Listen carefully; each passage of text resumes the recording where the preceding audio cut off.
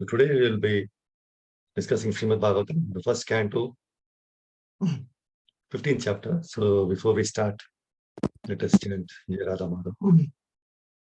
Jaya Radha Madhava, Jaya Kunja Bihari, Jaya Radha Madhava, Jaya Kunja Bihari, Jaya Gopi Jana Vallabha, Jaya Girivaradari, Jaya Girivaradari, Yashodanandana Brajajana Ranjana, Yashodanandana Brajajana Ranjana, Yashodanandana Brajajana Ranjana, Yamuna Tira Vanachari,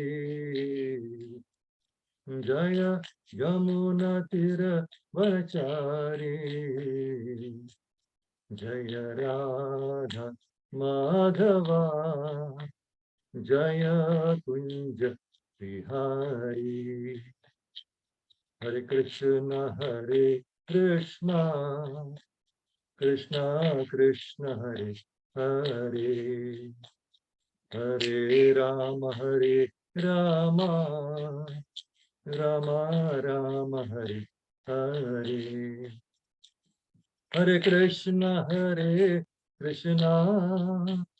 Krishna Krishna, Hare Hare, Hare Rama, Rama Rama, Hare Hare, Hare Krishna, Krishna Krishna, Hare Hare, Hare Rama,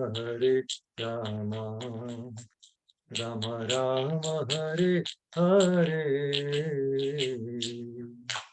नाम संकीर्तन की जय, जगन्नाथ बलदेव रमाई की जय, नरसिंह भगवान की जय, पंचतत्व की जय, षड गोस्वामी की जय, गुरु परंपरा की जय, गुरुदेव की जय।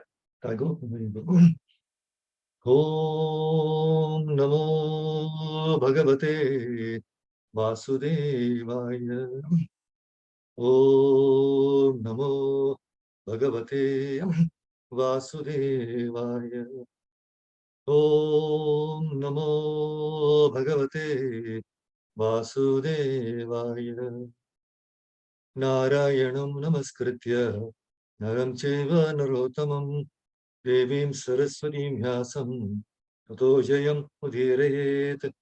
Before reciting the Srimad Bhagavatam, which is the very means of conquest, one should offer respectful obeisances unto the personality of Godhead Narayana, unto Narayana Rishi, the supermost human being, unto Mother Saraswati, the goddess of learning, and unto Srila Vyasadeva, the author.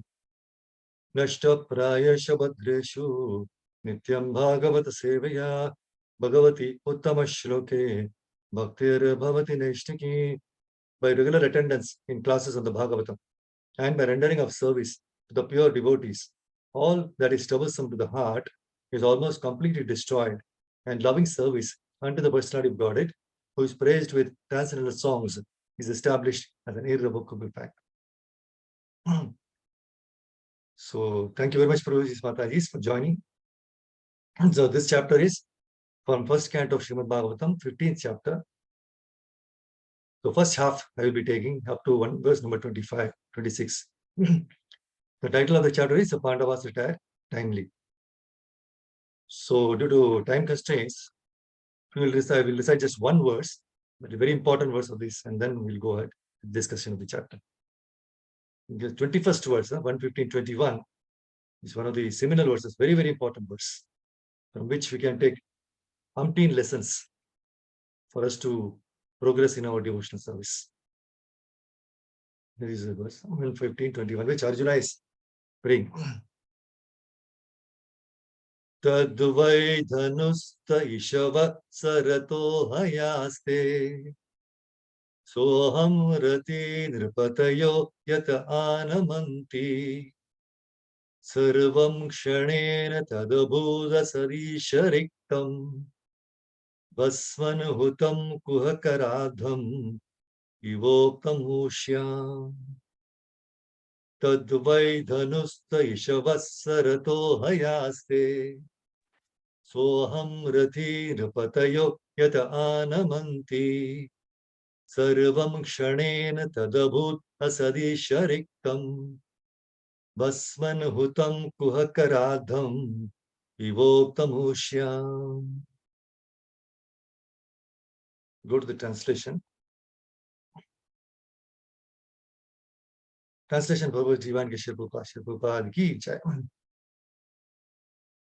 I have the same, very same Gandiva bow, the same arrows, the same chariot drawn by the same horses, and I use them as the same Arjuna, to whom all the kings offered their due respects.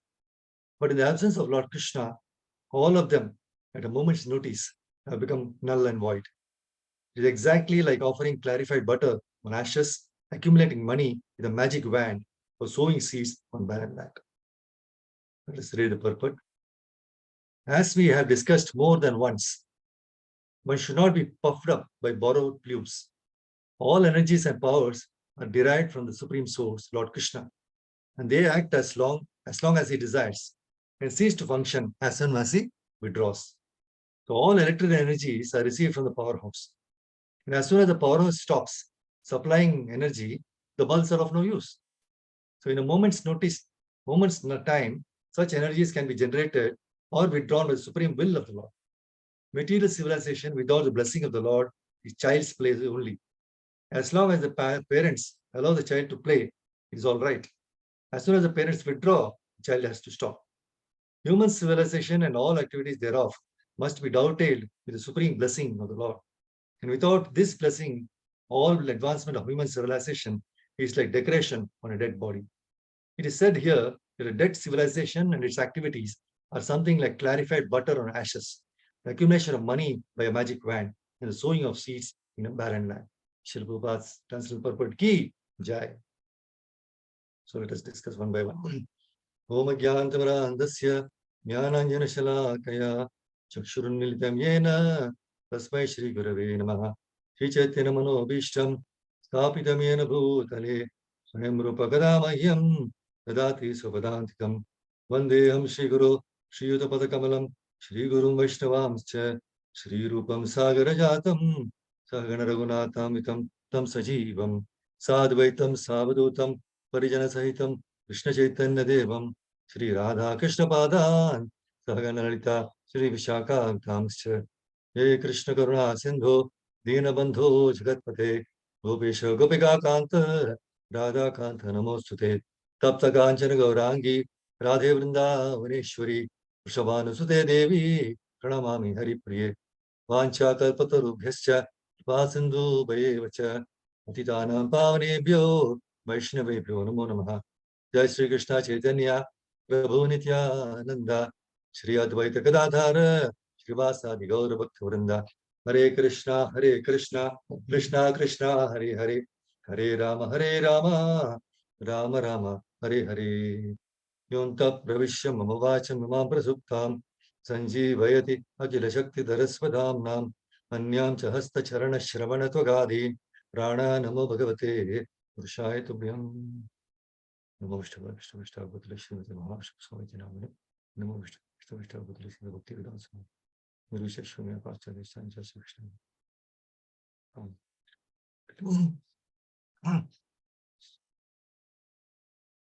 So this is a very, very important chapter.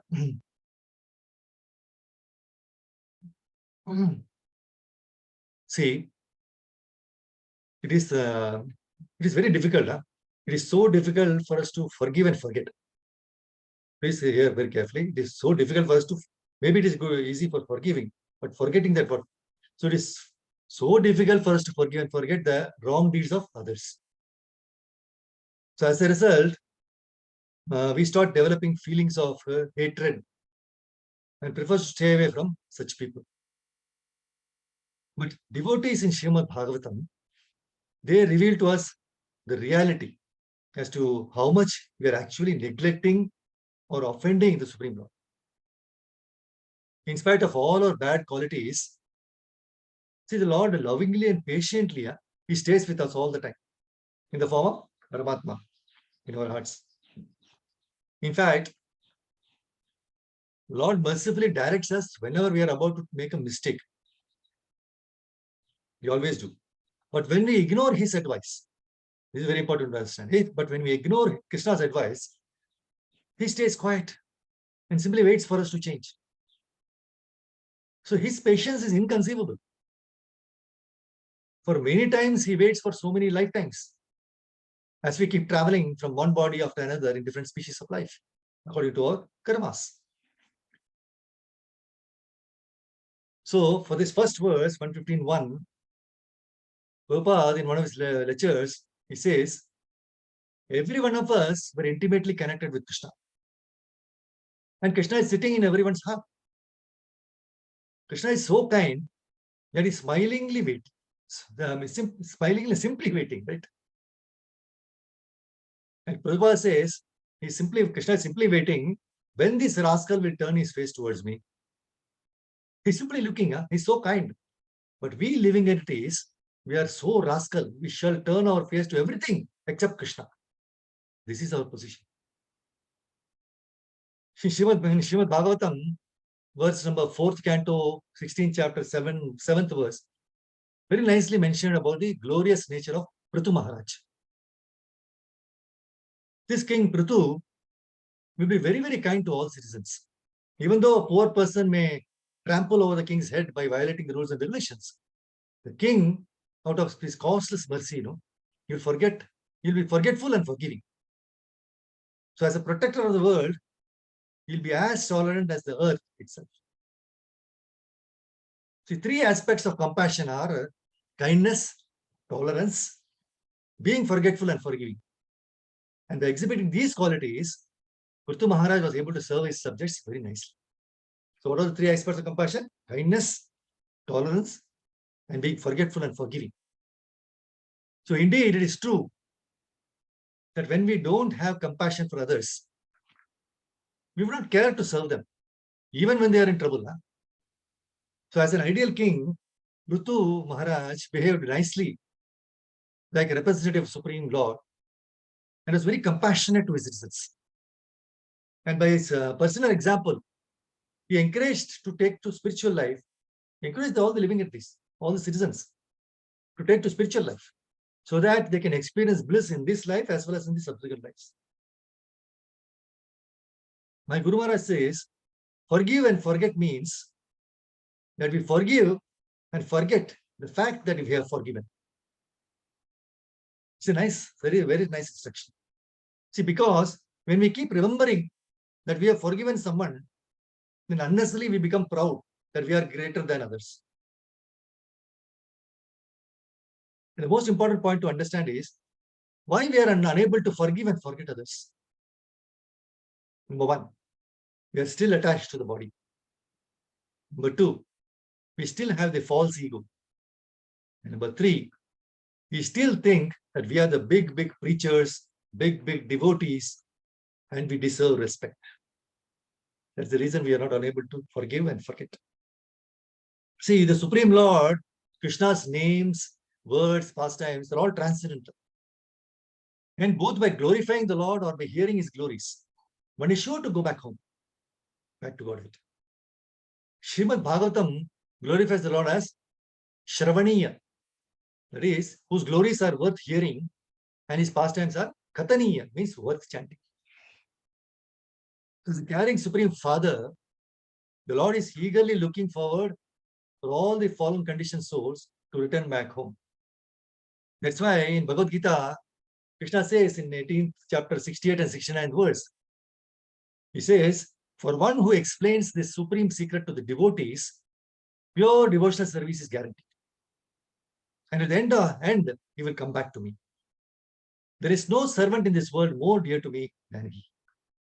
What an encouraging statement by Krishna to all the devotees, right? See, with great compassion on conditioned souls, the saintly persons, the acharyas, ISKCON, they distribute Krishna to us. A very nice Hindi bhajan was quoted by my Guru Maharaj. He says, Krishna naam ke heere moti, sant bikhere gali gali, le lo re koi Krishna ke pyare, shor machave gali gali. It says, in every street, the saintly persons loudly distribute Krishna's names, which are like precious diamonds and pearls. For those who are dear to Krishna, please take this. Srila Prabhupada himself is an example of this. With great compassion, he has distributed Krishna to millions of souls all over the world and still continues the service through his books. See, many times as practicing devotees, we become complacent just by doing our own sadhana and study and miss out on the importance of giving Krishna to everyone. We think that it is enough if we are able to practice devotion or if our family members alone practice devotion. But we are actually part of Vasudeva Kutumbakam, family of Krishna. And so indeed, we have the equal responsibility in giving Krishna to all living entities. That's why in the first verse, Prabhupada is encouraging each one of us to become sincere instruments in preaching Krishna to others. And he very wonderfully says, try to preach this cult, but not that everyone will accept. But even a few percent, 1% of the whole population if accept. Just like in the sky, he always gives a beautiful example. He says, just like in the sky, there is one moon only, and there are millions of stars. These millions of stars are useless. So what is the value of millions of stars? But one moon, it will dissipate the whole darkness of the night. Similarly, at least those who are taken to Krishna consciousness, each of you become a moon and enlighten the world. So these are so-called glowworms, they will not be able to do anything. And that's a fact. So Prabhupada says, don't remain a glowworm. Just become a sun and moon. Then people will be happy, you will be happy. See, in Srimad Bhagavatam, 3rd canto, 21st chapter, we find that when Brahmaji asks Prajapati Kardama Muni to assist him in his service of increasing the progeny of the world. Now, Kardama Muni practiced the penance of devotional service not for 1 hour, 2 hours, 15 days, 1 month, no, 10,000 years.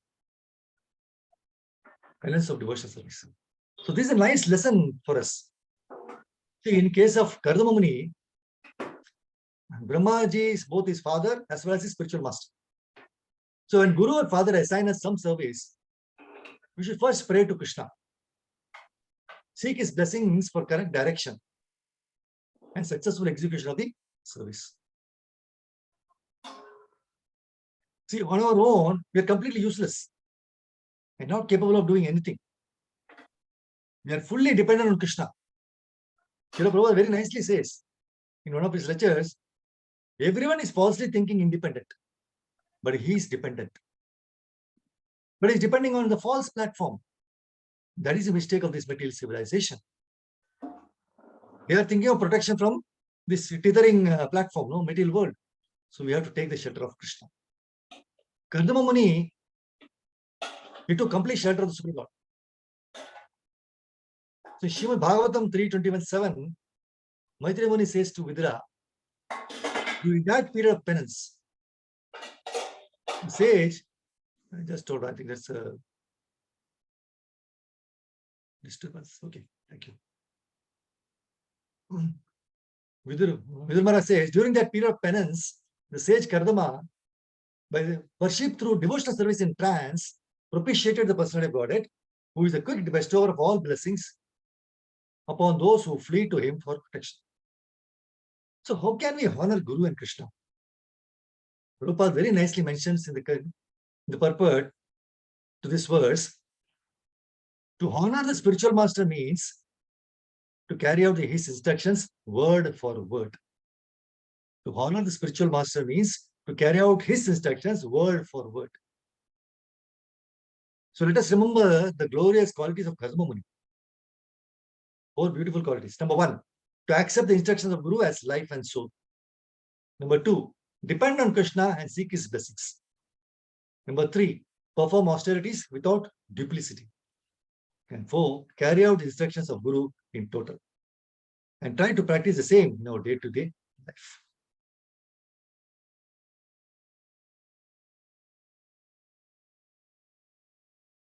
So this is the first verse we read. No, this just discussing that Arjuna celebrated the friend of Lord Krishna.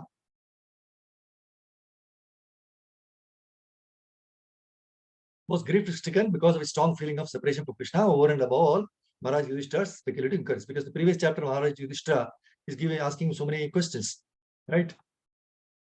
And he was not able to reply immediately. That's why all this. So you see in the second verse, he says, due to grief, Arjuna's mouth and lotus-like heart had dried up. Therefore, his body lost all luster. Now, remembering the Supreme Lord, he could hardly utter a word in reply. Third verse, he says, with great difficulty, he checked the tears of grief that smeared his eyes. He was very distressed because Lord Krishna was out of his sight and increasing felt affection for him. So when he's separated, we feel more affection, right? He was all through with Krishna. Fourth verse, he says, remembering Lord Krishna and his well-wishes, benefactions, intimate familial relations, and his chariot driving, Arjuna, overwhelmed and breathing very heavily, began to speak. So now he starts speaking. So in the fifth verse, Arjuna says, O king, the Supreme Personality of Godhead, Hari, who treated me exactly like an intimate friend, has left me alone. Thus, my astounding power, which astonished even the demigods, is no longer with me. What a beautiful statement. Now let us find out what we can learn from this. See, when Krishna said that in the Kurukshetra war, right? Krishna told to Arjuna, right? That all these soldiers have been killed by me. Arjuna started wondering, if everybody is killed by Krishna, then what am I supposed to do? Krishna says, you become my instrument. Nimitta matram. Fight on my behalf to glorify me. And very significantly, he addresses Arjuna as Savyasachi, meaning one who is expert in discharging the arrows. See, Krishna is mocking Arjuna in one way. Oh, great person who can do wonderful things with arrow. By the way, I killed everyone. What a transcendental humor, right? What Krishna is telling is that you may be a Savyasachi, but this power is coming from me. That's why in the purport of 150 in the 5th verse, which we are reading, Prabhupada says, the power and energy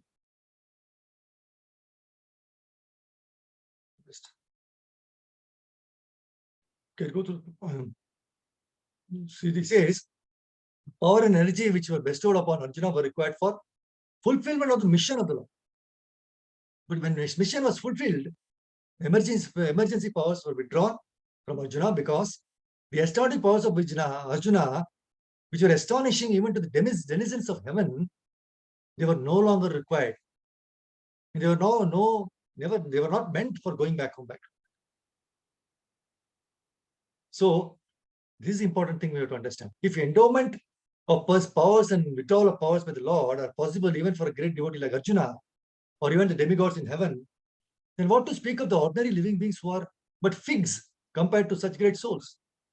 The lesson is therefore that no one should be puffed up for his powers borrowed from the Lord. The sane man should rather feel obliged to the Lord for such benefactions and must utilize such power for the service of the Lord. Such power can be withdrawn at any time by the Lord. So the best use of such power and opulence is to engage them in the service of the Lord. Otherwise, see, Arjuna is a person who could fight with Lord Shiva for Pashupata's Astra. The same Arjuna could not even protect the queens of Dwaraka when they were looted by the dacoits. Now, if Arjuna can become an instrument, then who are we and what are we? What are we trying to achieve? By thinking that we are the ones running the programs. We are the ones dictating. And we are the reason the program is purified. The program is non-different. The program runs itself. All arrangements are made and no one should claim supremacy. The Zoom program which is happening every day is also arranged by Krishna. Because of his mercy, it is going on. The Srimad Bhagavatam says, in the second verse of first canto, As soon as one attentively and submissively hears the message of Bhagavatam, by this culture of knowledge, the Supreme Lord is established within his heart. So the precondition is that we must have completely rejected all the religious activities that are materially motivated. Then the hearing of Bhagavatam results in culture of knowledge. Then the behavior of Bhagavata will manifest without delay, takshana. So whatever material problems, it is gone because we do not turn to anything else other than Srimad Bhagavatam. See, you will come for the program very peacefully. Every devotee will love to take your association because your focus is on Krishna. There is nothing else. You are here for Krishna. So just serve the devotee, establishing a proper relationship bordering solely on the point of what we can do to glorify Krishna. So when you have this attitude, you have the qualification to pray like Brahmaji is praying. What Brahmaji is praying? He says, Brahmaji is praying to Krishna, right? He was born in the lotus stem. I pray only to engage in his service in the creation of the material world. And I pray that I not be materially affected by my works. For thus I may be able to give up the false prestige of being the creator. If you start creating, you become proud. I have created, right? But Brahma is praying, I should not become proud. So we should thus have the desire to glorify the Lord with determination. Determination is our property. And if we have that, everything will come automatically without separate endeavor.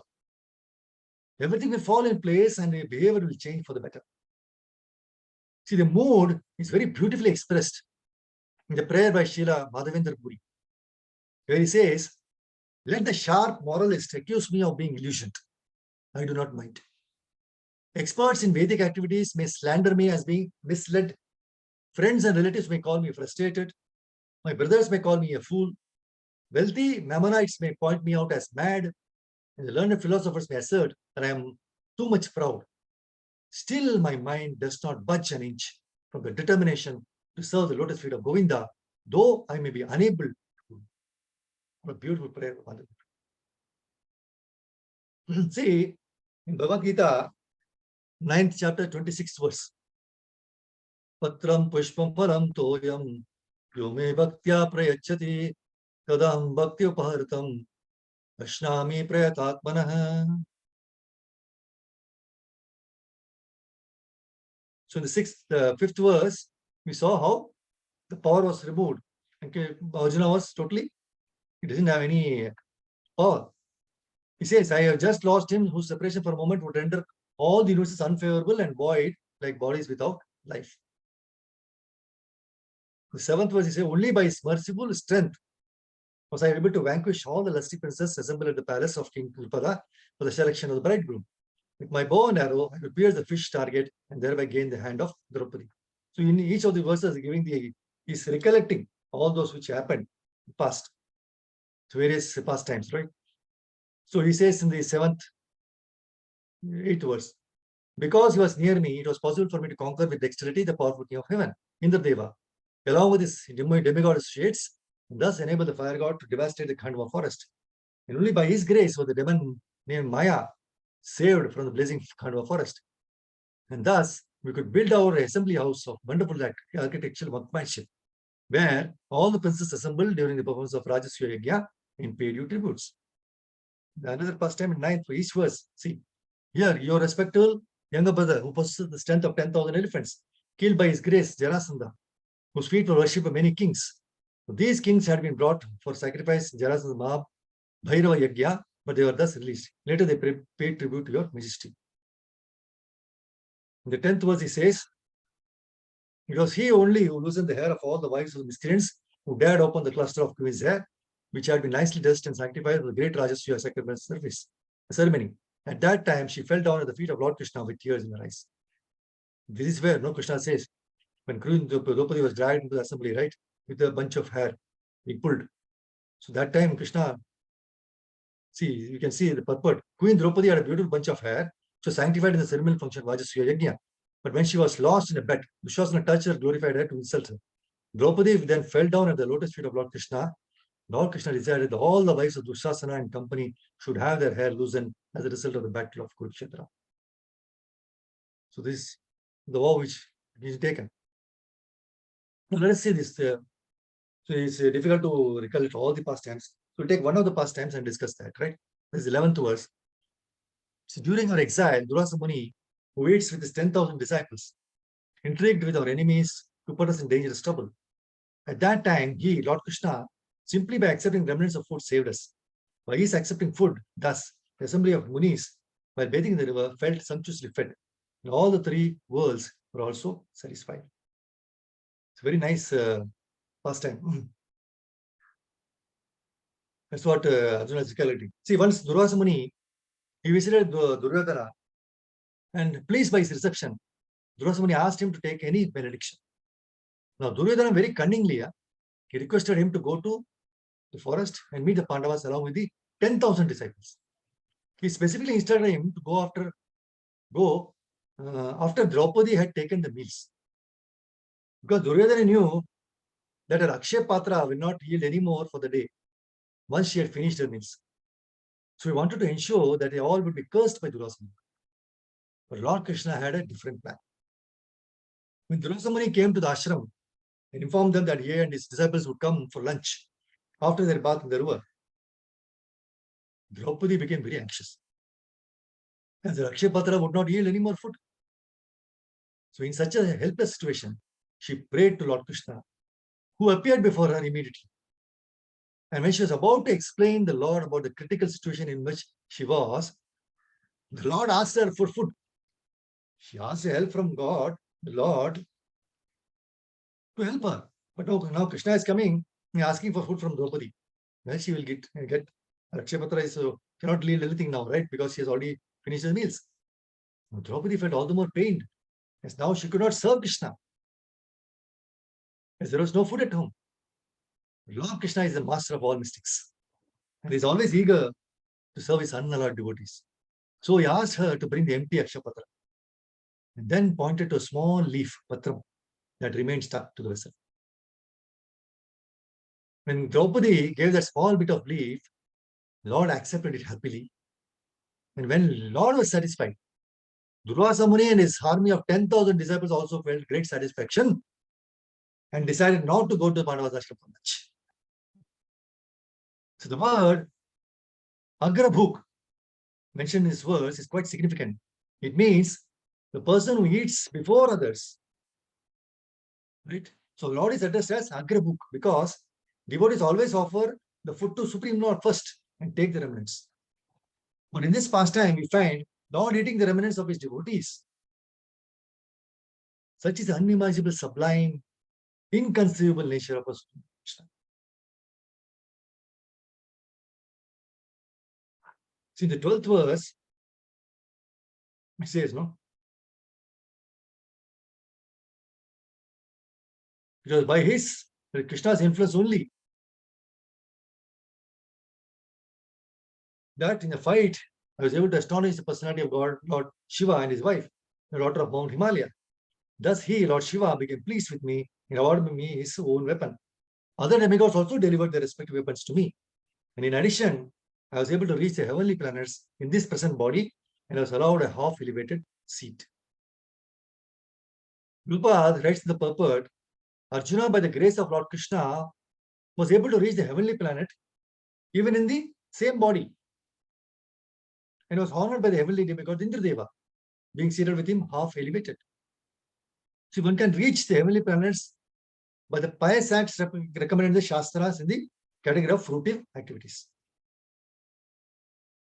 See, as it is stated in Bhagavad Gita 9.21, when the reactions of such pious acts are spent, enjoyer is again degraded to this earthly planet. Very good pious activities, when you do it is increased, you go to heavenly planets. Afterwards, after finishing that, you have to come back again. So the moon is also on the level of with the heavenly planets. The only persons who perform virtues only, performing sacrifices, giving charity, and undergoing severe austerities, can be allowed to enter into the heavenly planets after the duration of life of the body. Now, Arjuna was allowed to enter into heavenly planets in the same body simply by the grace of the Lord. Otherwise, it is not possible to do so. See, any travel within this world, any good reception by people in this world, any help from anyone is all Krishna's mercy.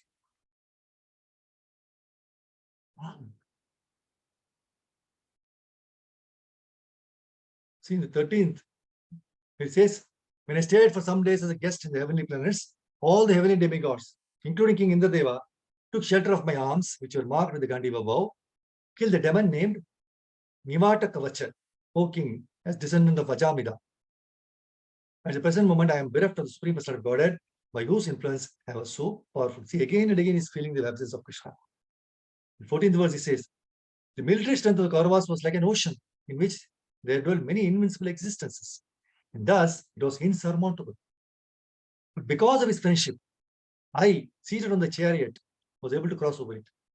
And only by his grace was I able to regain the cows and also collect by force many helmets of the kings, which were bedecked with jewels that were sources of all brilliance. And the 15th verse, another important, very beautiful verse.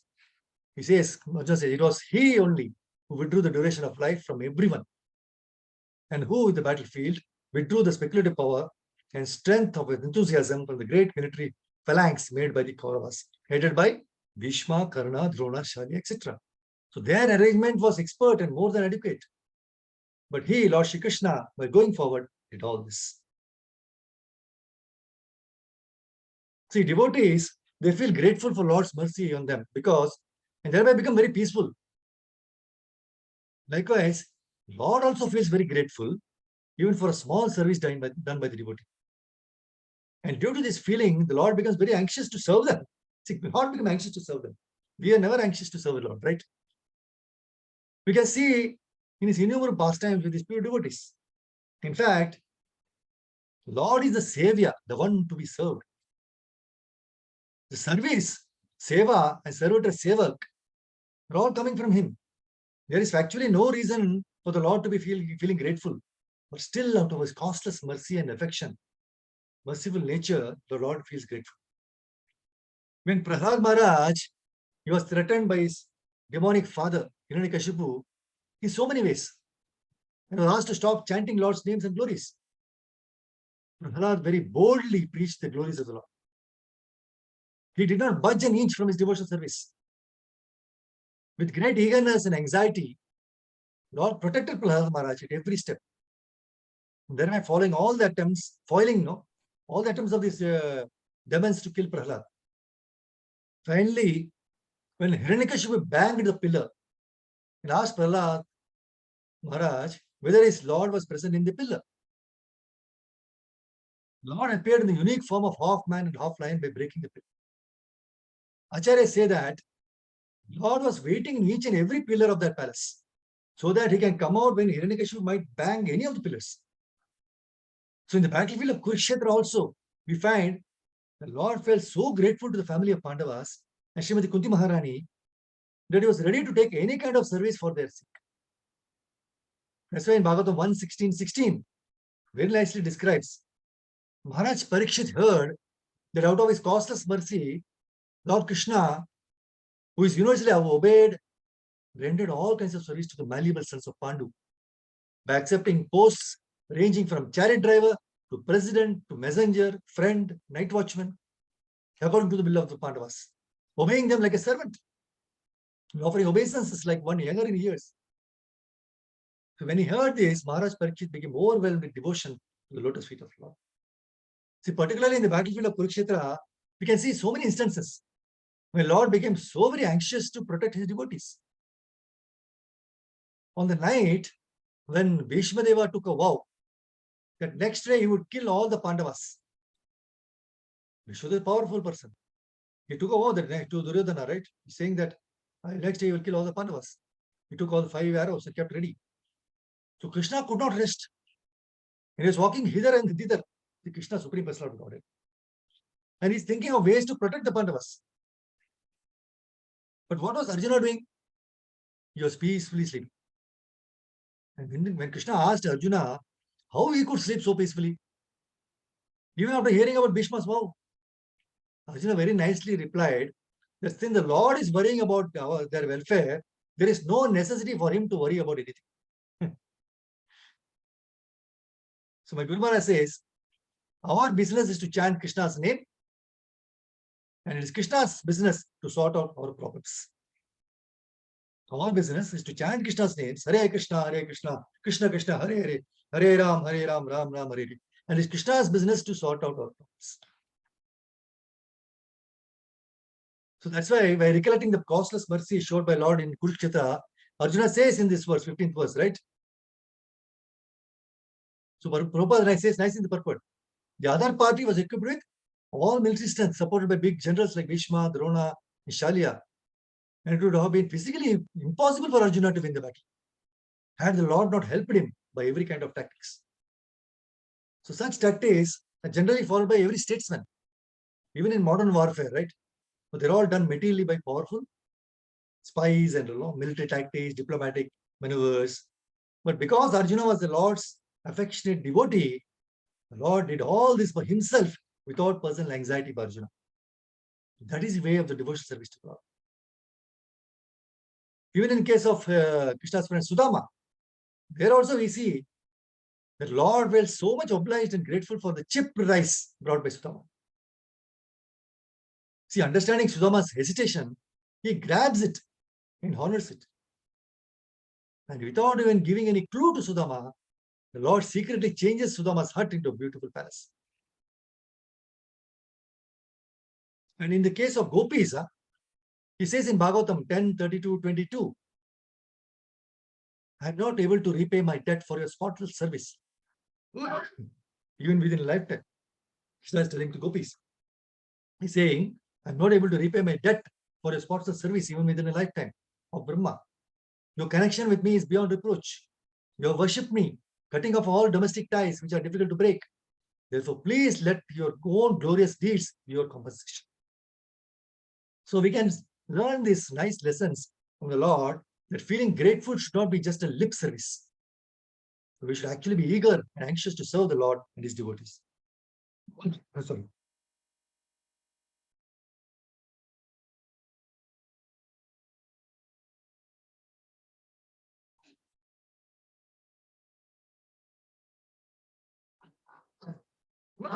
Sorry. In the 16th verse, yes, he's describing, see, great generals like Bhishma, Drona, Karna, Bhurishiva, Sharma, Shalya, Jayadatta, and Bahilka, all directed invisible weapons against me.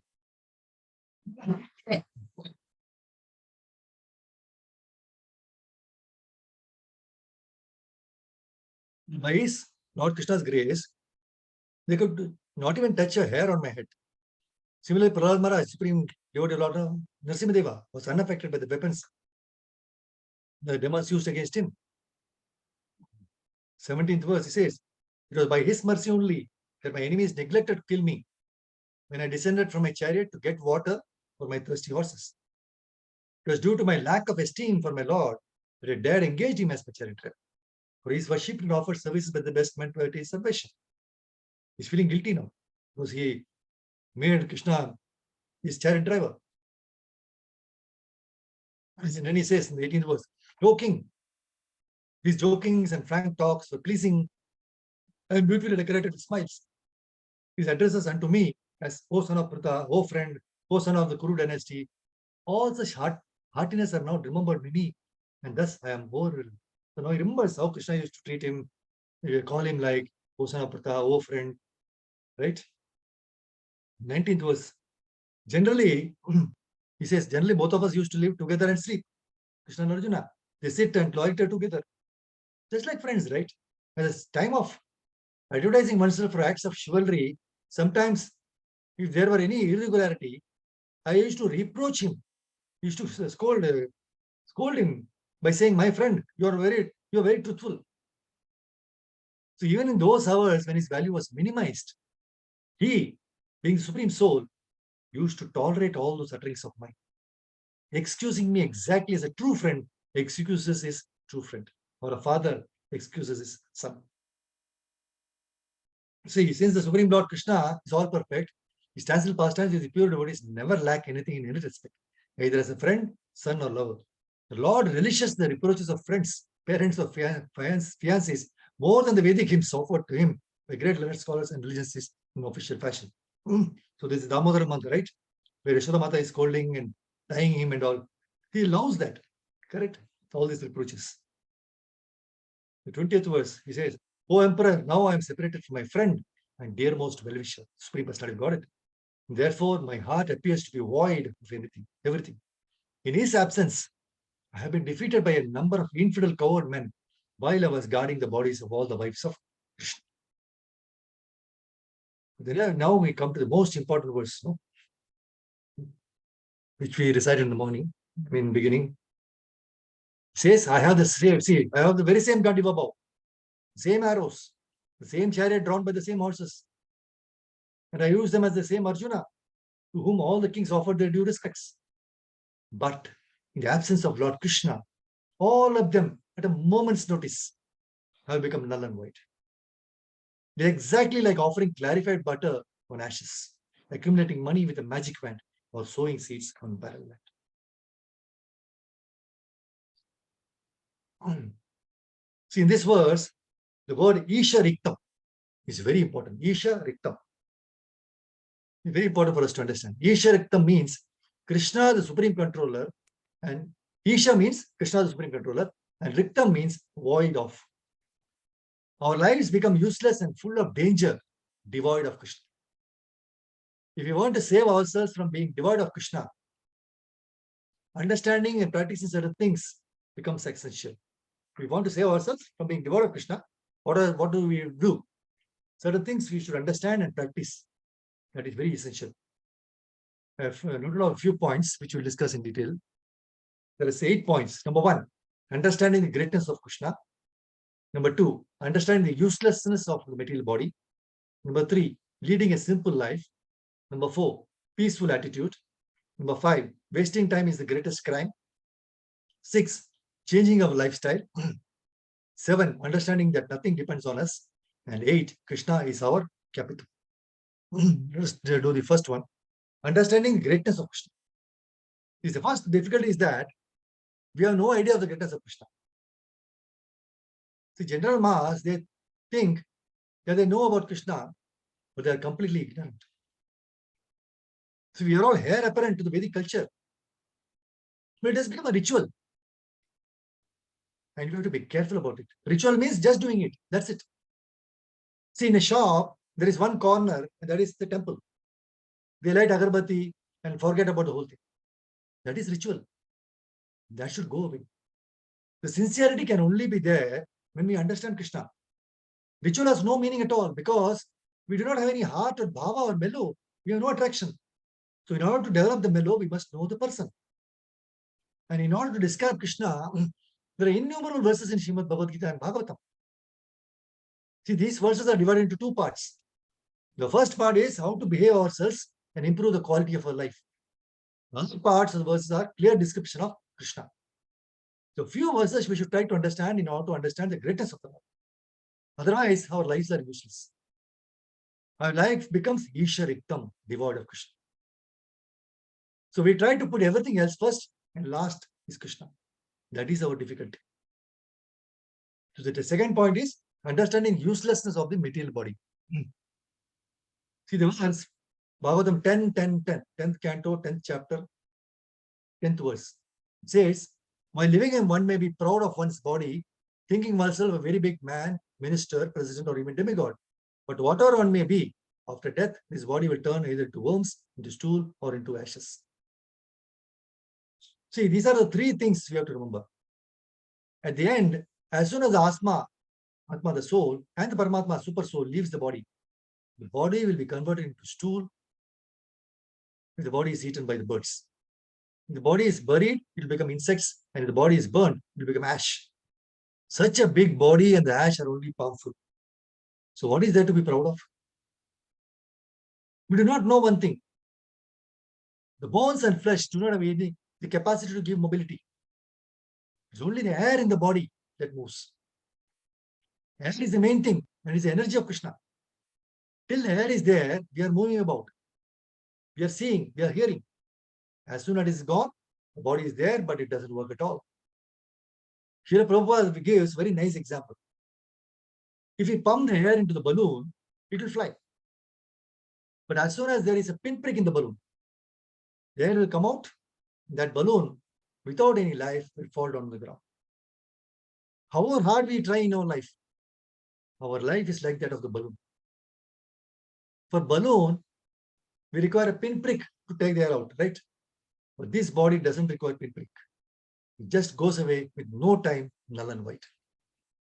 As soon as Krishna rejects, the body is gone. So what is there to be proud of? Everything is depending on air.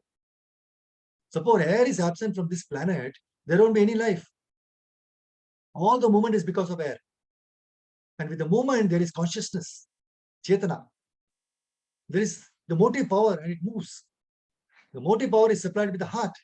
And that is why the heart is very important. See, in 1 hour, nearly 5 liters of blood is supplied to the different limbs. And again, the dirty blood is collected. And because of the air, it is purified and again supplied. How much dirty things are within? See, the minimum goes in, that is the best. That is why we get up at 4 o'clock in the morning. And since then, till 9 a.m., we do not have anything. Otherwise, ordinary people don't get up early.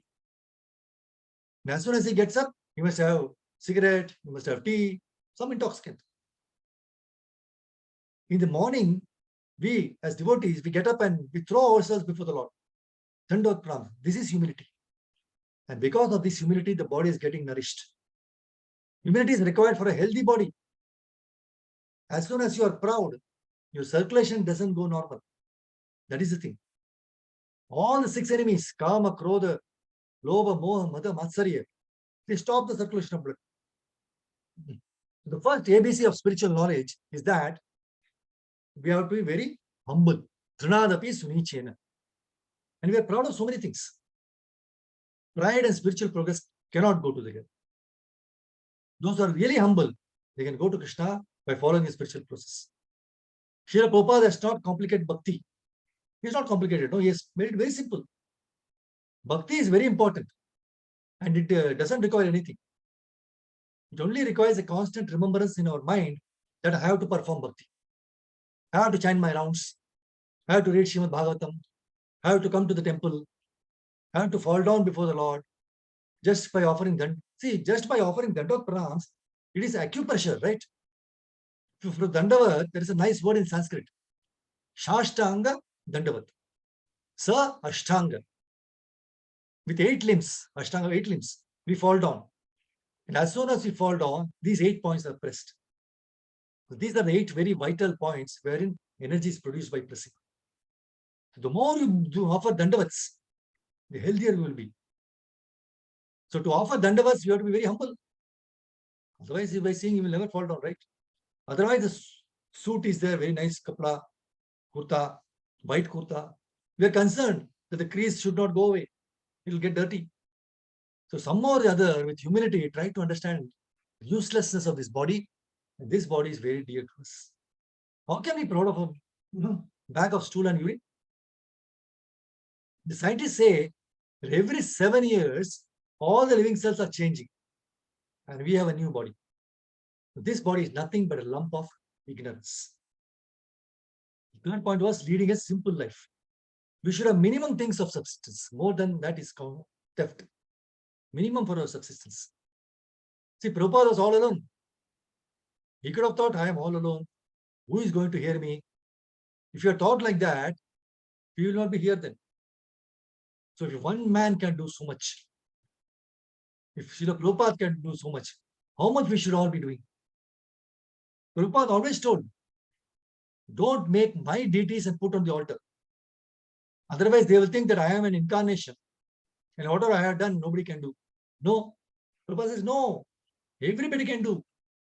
I am sincere and you are not. That is it. That's what Prabhupada says. The fourth point is peaceful attitude. And anything anti-Bhagavatam or anti-Bhagavad Gita, you are harming your health. That you do not know. There is very intimate connection between the well-being of the body and the following of Srimad Bhagavad Gita and Srimad Bhagavatam. See, apart from spiritual progress, our material life also, to run smoothly, we have to have these things. See, if something happens to the body, doctors also recommend bed rest. They want us to be peaceful.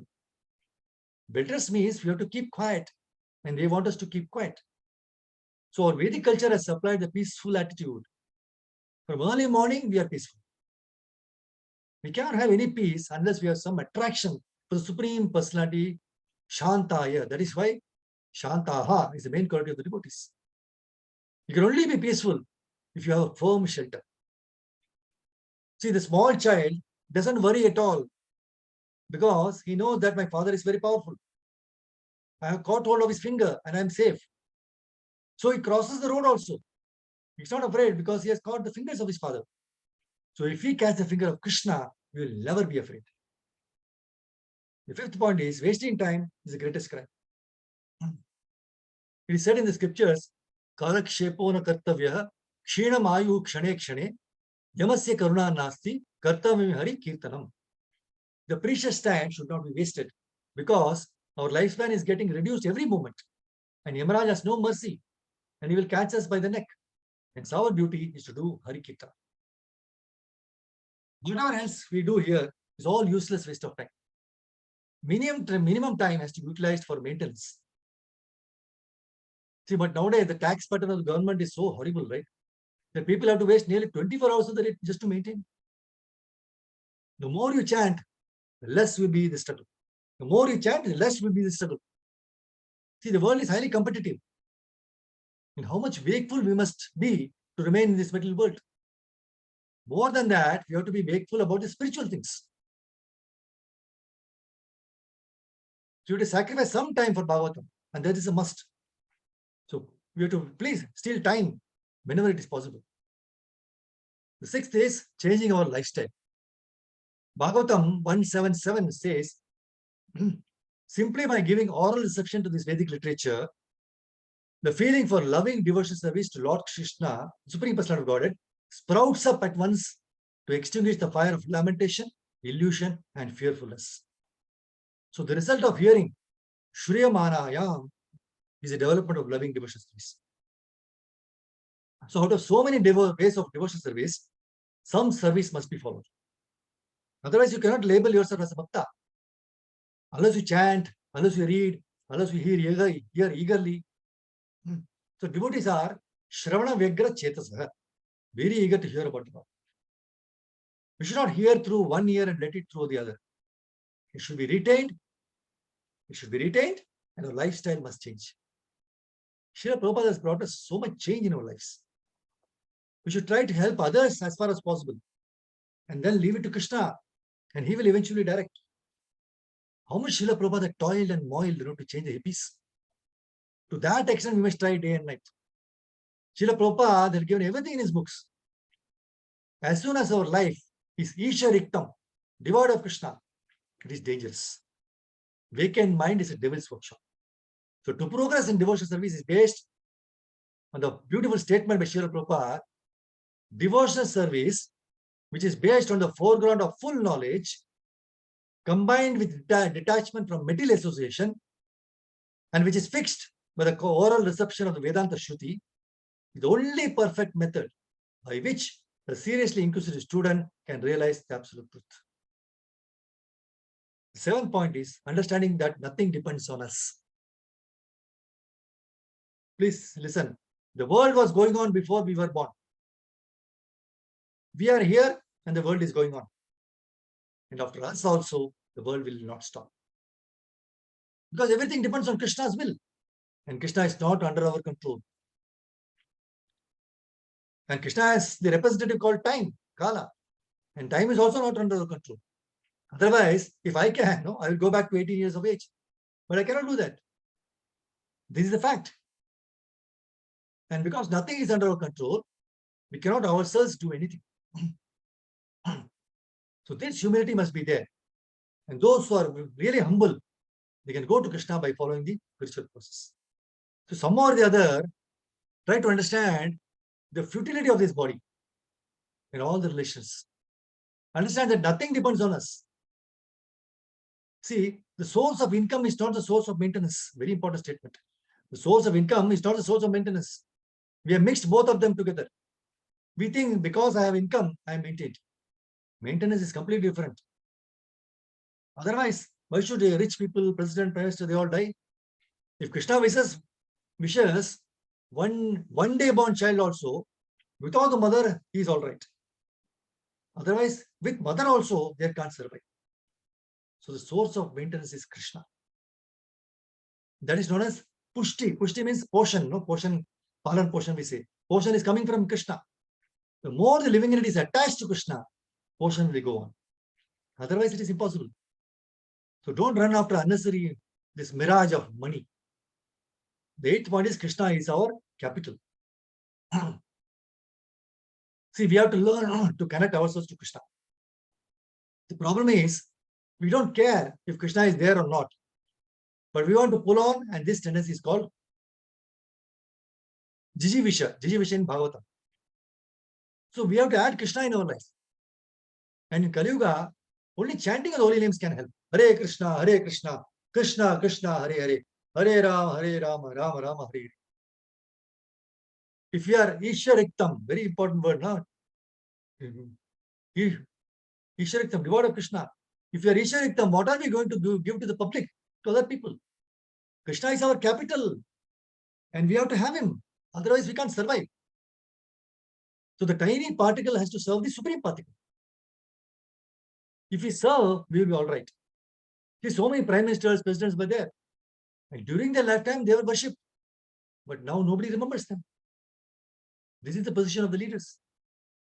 Srila Prabhupada only caught hold of Krishna. He's only speaking about Bhagavatam, chanting, bhajans, nothing else. Fortunately, Krishna is so much favored by Srila Prabhupada that we have temples now all over the world. The whole planet is divided into latitudes and longitudes. And on every time zone, we have a temple. See, at the moment, now 7:45, somewhere and with ghee lamp, Prabhupada puja is going on. Again, it changes, and again, in another longitude, it's going on. So 24 hours a day, Prabhupada puja is going on. Is there any leader who is worshipped like this? What is the reason? Because Srila Prabhupada preached about Krishna and nothing more. Anybody who glorifies Krishna sincerely, he is bound to be worshipped. So these instructions, they save us from the danger of Ishariktam, being devotee of Krishna. And let us try to our best to follow them. See, my Guru Maharaj used to say, with Krishna we are heroes. Without Krishna, we are all big zeros. We should understand that without Krishna's empowerment, no one can act on his own. Arjuna had all the powers with his Gandiva bow. Arrows and chariot. Even then, in the absence of Krishna, you cannot use it. So without Krishna, everything is asat or useless, as mentioned in this verse.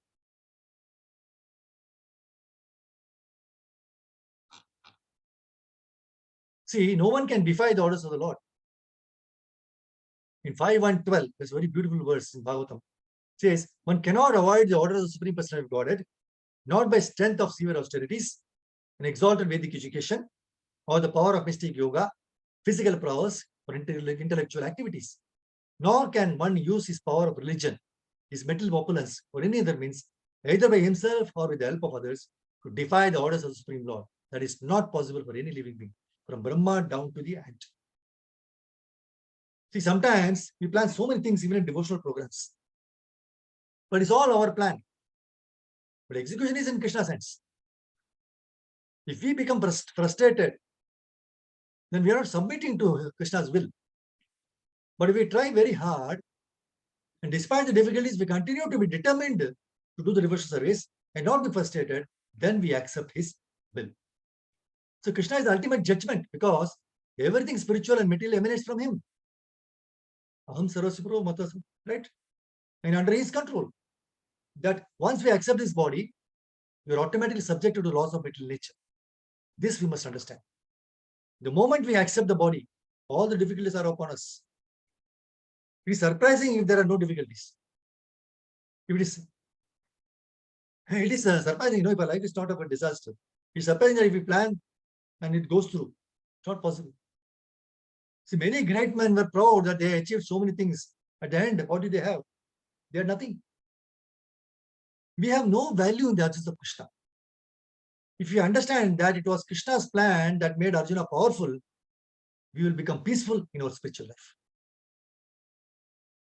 We have to understand it was Krishna's plan that made Arjuna powerful. Then we'll become peaceful. If we think that we are the reasons why we are powerful, then the moment's notice, Krishna will take everything away. If something is used for Krishna's plan, then that thing will be proceed. If it is used for our pride, then that thing cannot proceed. So this is the benchmark we should use in our life. So very important verse, 21st verse, In 22-23, he says, O king, since you have asked me about our friends and relatives in the city of Dwaraka, I inform you that all of them were cursed by Brahmanas. As a result, they all became intoxicated with wine made of putrefied rice and fought among themselves with sticks, not even recognizing one another. All but 4 or 5 of them are dead and gone. So actually, this is all due to the supreme will of the Lord, the personality of God. Sometimes people kill one another, and other times they protect one another. So another good point we can understand here. While explaining to Yudhishthira Maharaj about the annihilation of the Yadu dynasty, Arjuna says in this verse, 24th verse, actually this is all due to supreme will of the Lord, personality of God, right? So sometimes people kill one another, other times they protect one another. So the verse, Ishwarasya Vicheshtitam, meaning by the will of the Lord, is worth meditating. See, Arjuna is teaching us nicely as to how we should see favorable and unfavorable situations in life as the will of the Lord. Many times we fail to see Krishna's hands in both these situations. When things are going good, we falsely take pride that is because of our own efforts. And during failures, we don't take ownership for that, but we wrongly blame Krishna or the people around us. That's why Prabhupada very nicely explains in the purport. Whenever, therefore, there is peace in the world, it must be known that it is due to the goodwill of the Lord. And whenever there is upheaval in the world, it is also due to the supreme will of the Lord. Not a blade of grass moves without the will of the Lord. Whenever, therefore, there is disobedience of the established rules enacted by the Lord, there is war between men and nations. We can see nowadays, right? So the surest way to the path of peace, therefore, is dovetailing everything to the established rule of the Lord. The established rule is that whatever we do, whatever we eat, whatever we sacrifice, or whatever we give in charity, must be done to the full satisfaction of the Lord. Right? No one should do anything. See, no one, plus you should not eat anything and everything, or sacrifice anything and everything, or giving anything in charity against the will of the Lord. For peace and happiness, we find it reasonable to accept that is Krishna's grace. But sometimes when we come across news about murders and so many things, we start wondering how Krishna, being so kind, can allow such a heinous act. Srila Prabhupada, in his wonderful lecture to this verse, very nicely clarifies this doubt. He says, he gives the example of a judge.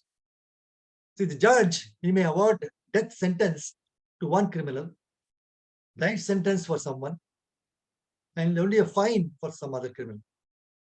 The difference in punishment is not because the judge is partial, but it's based on the nature of the crime done by each of the criminals. Likewise, Krishna is the supreme judge who remembers all our karmas of previous janmas as well. So it is our own work. We create such situations. That we should know. We forget. Now somebody I killed in my last life. That's like here. If I kill somebody, then I shall be killed also. By the law of nature of the Lord. So this is, he is the supreme judge. The example of the judge by Prabhupada is very wonderful. So before closing, may we always remember that all our actions are being noted the supreme judge Shri Krishna. And so simply abiding by his laws, may we always engage in service that would please Krishna. So in the 25th verse, I think it will be taken by the next person, which is 25 and 26, right? So I'll stop here. So thank you very much for this, Mataji. Grantra Srimad Bhagavatam ki jai. Srila Prabhupada ki jai. Srila Gurudev ki jai. Tagore Premanande Hari. Hare Krishna, Prabhuji. Dandavat Pranam, Prabhuji. Thank you very much. Hare Krishna, Prabhu. Hare Krishna, Prabhuji. Very nice to see you after a long time, Prabhuji. How is your mother? Krishna's mercy, better, getting better, mother. Thank you. Hare Krishna. Okay, Prabhu. Hare Krishna, Prabhuji. Thank you very much. Hare Krishna. Thank you, Mother. Hare Krishna, Prabhuji. Thank you very much. Thank you. Thank you, Mother. Hare Krishna. Thank you. Hare Krishna, Prabhu. Pāṇḍavas. Hare Krishna. Thank you, Ananda Rupa Prabhuji. Thank you for giving this opportunity, for going to the Lord. Vancha kalpatarupish kriva sandhu vayevacha patidanam pavan. With your permission, can we end the session? Yes, please, Prabhu. Thank you very much. Thank you. Thank you, devotees. Thank you.